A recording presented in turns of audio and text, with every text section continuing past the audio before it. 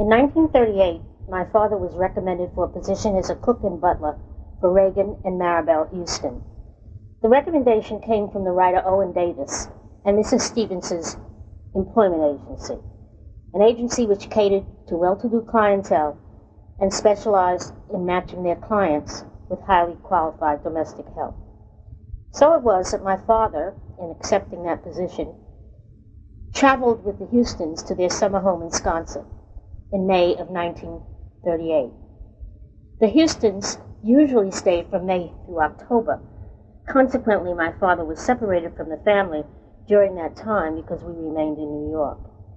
In 1941, a position for a personal maid became available on the Houston estate, and my father encouraged my mother to apply.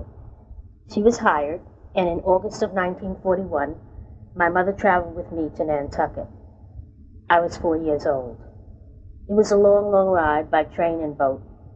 My sisters remained in New York with my mother's aunt until the summer of 1943, when my parents were able to secure housing for them in Codfish Park at the home of Mrs. Mary Wade. The estate had 2 cottages for domestic help, and my parents and I had one of the 2 cottages exclusively. In 1941 and 1942, my parents hired Hattie Mae Phillips, daughter of Mr. and Mrs. William Phillips, to care for me while they were at work.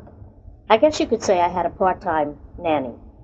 I remember my parents working dreadfully long hours, especially when dinner parties and poker parties were held, which lasted well into the wee hours of the morning.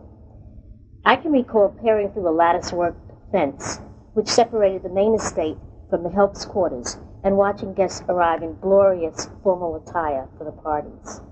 On the servants' days off, which was Thursday and Sunday afternoon, the family would often visit the many black families residing in Codfish Park.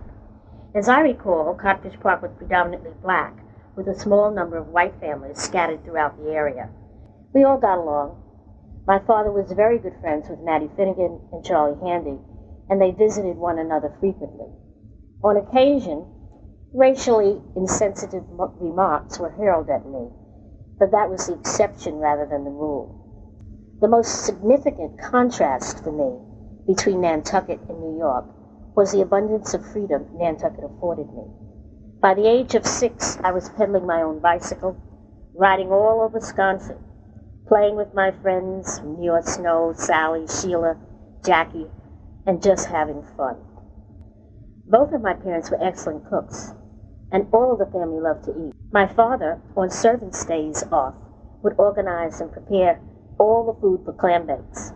Workers would come from all over Nantucket to swim, eat, and party. I have had, via God's good graces, the distinct pleasure of being able to plant my feet on Nantucket soil every year since the age of 4.